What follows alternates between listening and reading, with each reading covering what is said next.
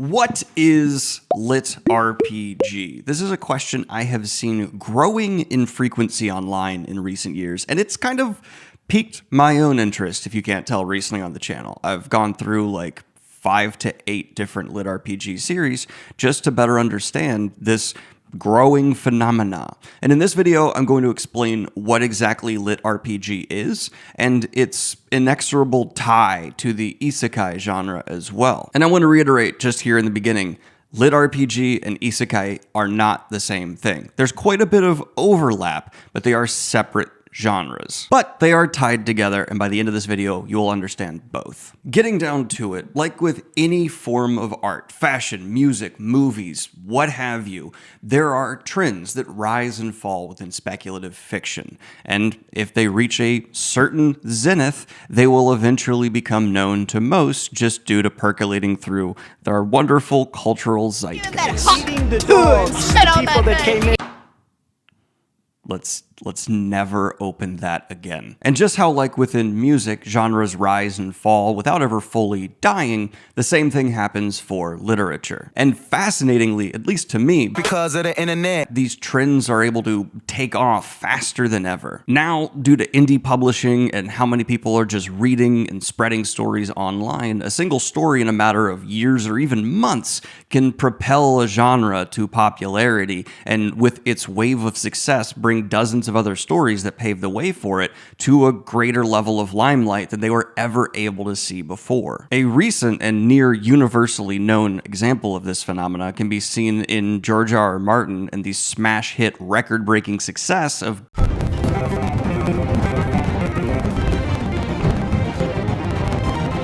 that brought grimdark fantasy well into the mainstream. Now, it's important to note, as I implied before and am saying directly now, Game of Thrones, or Song of Ice and Fire, did not invent the grimdark subgenre. Martin has even gone on record himself, saying he is standing on the shoulders of the giants for the grimdark genre that came before him. Look at examples like Glenn Cook. But we can say that, thanks to the mainstream popularity and success of A Song of Ice and Fire, largely through its adaptation's success. Now, if you go up to a layman on the street and ask them to describe the fantasy genre, some recent very popular scenes might taint their overall view. And this is a good thing. It's not detracted from the whimsy of The Hobbit, and now there's just a more well-rounded and diverse view for what fantasy and science fiction can be. Fantastic. Now, hundreds, if not thousands of authors of all different kinds are going to be able to find a greater success with their stories because audiences are more primed to seek out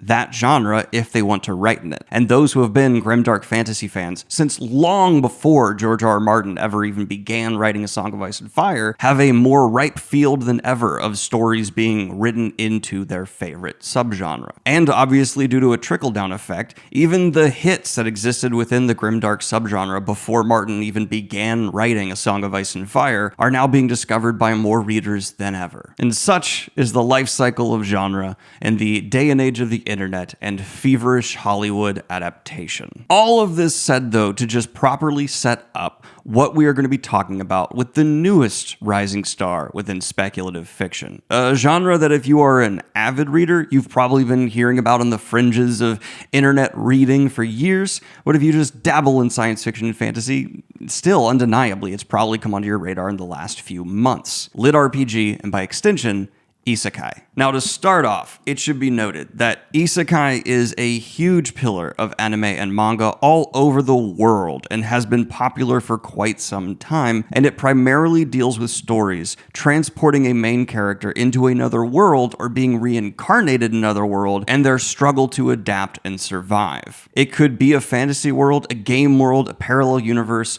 or something similar. It has been around for decades with some of the most incredible popular hits like Realist Hero, Sword Art Online, Inuyasha, Ari Sub-Zero, Overlord, Ascendance of a Bookworm, and so many more I can't fit in this video for time's sake. Now, you might already be saying, oh, I can see how that immediately overlaps with the base premise of literary RPG, and you're correct. But to simply explain it, the TLDR, the main difference between Lit-RPG and isekai is that Lit-RPG is a literary genre in itself, while isekai is an umbrella genre that includes everything from novels to manga to anime to video games and so on. And yes, even stories like Alice in Wonderland, Tron, A Connecticut Yankee, and King Arthur's Court are, as isekai becomes more and more of an accepted term, being realized to be just earlier versions of this kind of storytelling. Well, Lit-RPG is undeniably, at least in the grand scope of literature, a pretty damn new, at least in terms of rising in popularity, genre.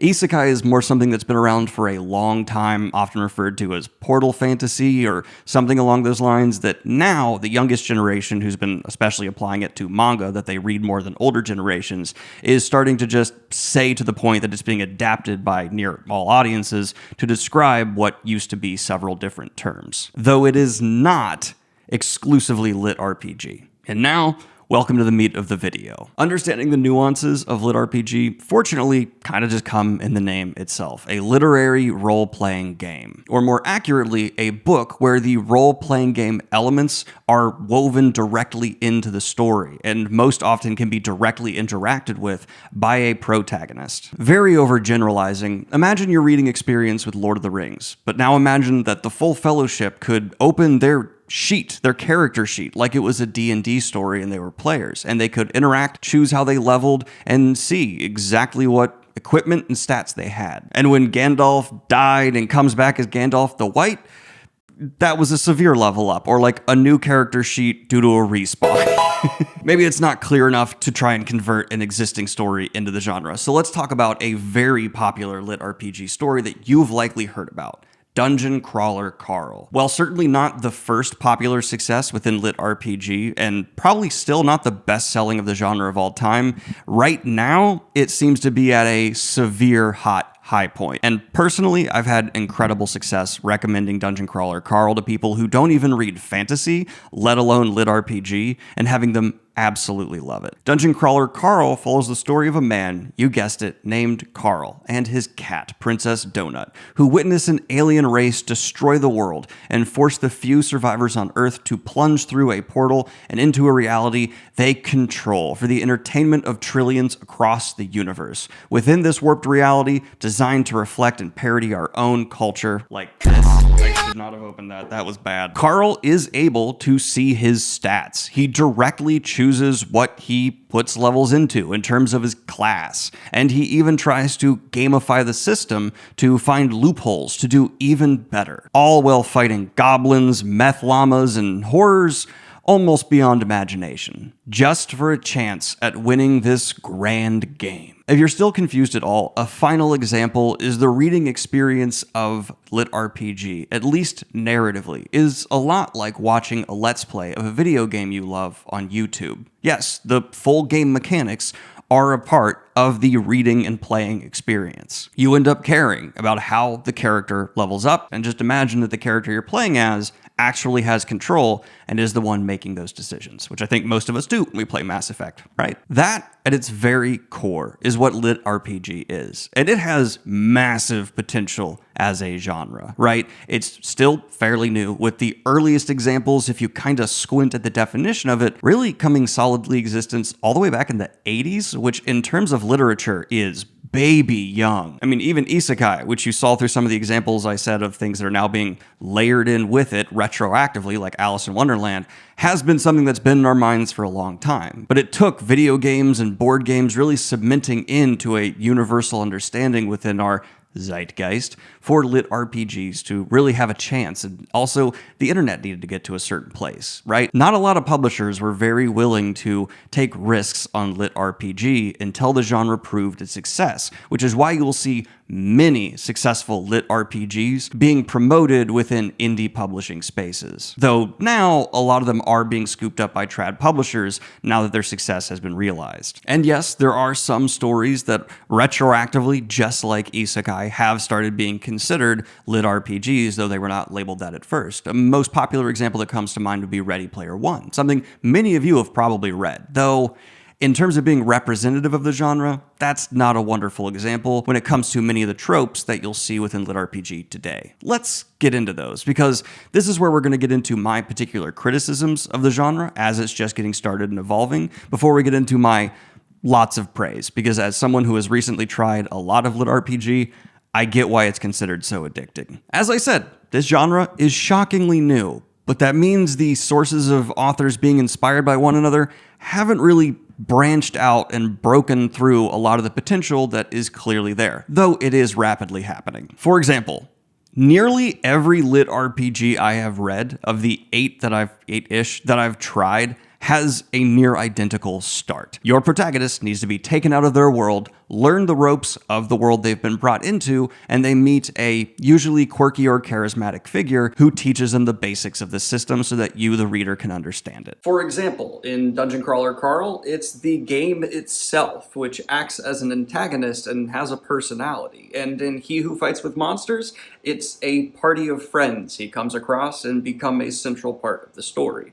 But you're always going to have that beat. I believe this has happened in all but one of the lit RPGs I have tried. Next up is, if you're a prose lover, you're going to have some issues with some of even considered the critically best lit RPGs that are out there. Trad Publishing has only recently started citing and getting professional edits done of the most popular lit RPG books. This means that if you've read online published things before, they're likely going to be in a similar level of quality, though it's not egregiously bad, and I've certainly been impressed by what some authors with just editors they're hiring off of the internet have been able to get done. But if you're looking for Tolkien quality, this will be very, very far off. Humor.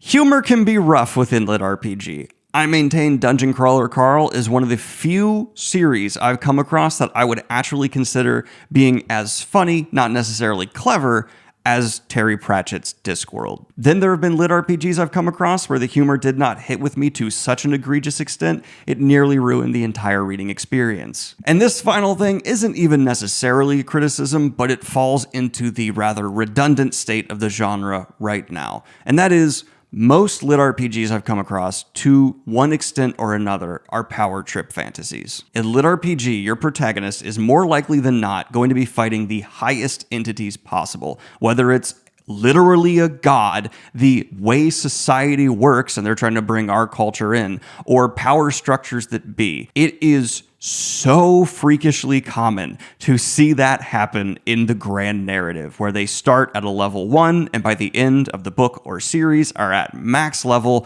and breaking the very system that they have now mastered. As I said, not necessarily a criticism, but something worth note. But this takes me to my many praises for lit RPG, because yes, I am someone who absolutely does enjoy it. And that's going to start with the fact that if you're someone who likes some unorthodox storytelling, lit RPG is a fertile ground right now for that, because yeah, many of the smash hits, as I said, were not approved of by trad publishers. They didn't go through watering down premises from editors, for better and worse, but if you're looking at the cream of the crop, more often better than not. There have been incredible achievements of writing within the space, like now the official longest fantasy series ever written, The Wandering Inn, sitting at over 14 million words. If you want to just have something on in the background, a story you can just comfy cozy your way through, that will last you years. Lit RPG also has a reputation of being more up to date because, yeah, it hasn't been weighted going through long lots of edits, and instead it can feel incredibly fresh and reflective of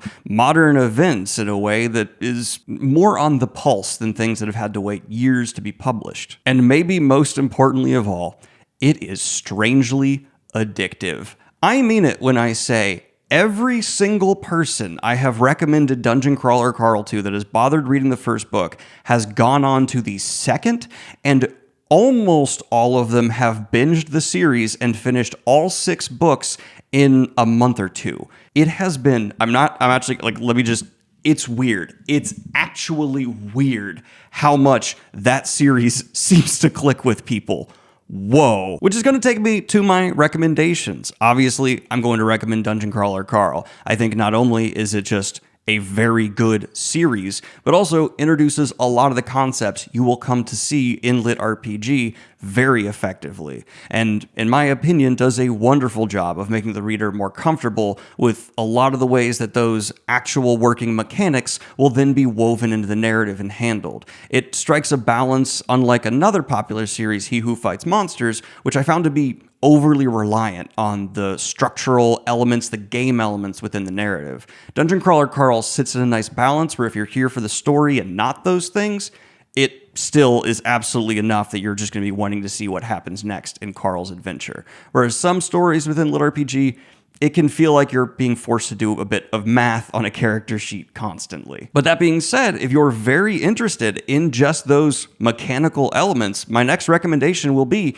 He Who Fights Monsters, a story that follows a protagonist who is brought into this world that is fantastical as all hell from Australia, and there are interesting cultural clashes that complement the heavy reliance on those structural, gamified elements within the narrative in a way that is oddly hypnotizing. It's cozy-ish as well. There's not too high a stakes going on. And if you like the idea of tournaments and training, He Who Fights Monsters has all of that in spades. But there are people who are far better read than me in Lit-RPG, and I'm please asking, encouraging them to put additional recommendations for starting points in the comments down below. Of the ones I've consumed, there's probably none better than DCC, but for those of you who have been reading it for years, please give me your informed opinions for people to check out in those comments. But this takes me to the final note of the video and a nebulous gray space. There is another term that is kind of warring to be the same label put on many books that Lit-RPG is put on, and that would be progression fantasy. Progression fantasy is a lot like Lit-RPG. It has many of the same gamifying a leveling up system elements prevalent in the text. But Lit-RPG has numbers, and progression fantasy often doesn't take it that far. Meaning if a character levels up in Lit-RPG, you're likely going to be told exactly, down to the number on the stat sheet, what changed for them. Progression fantasy is more just going to have either a sense of leveling up or tell you they leveled up without getting deep into those details. And maybe also check the comments to see if people are correcting me on this. In Lit-RPG, it's gamified to the point where they can just pop things in their inventory. Or in progression fantasy, they would need to like actually carry their items. Like it's still based in a this is not a game reality. Though these are so close online, you will constantly see one series labeled as both.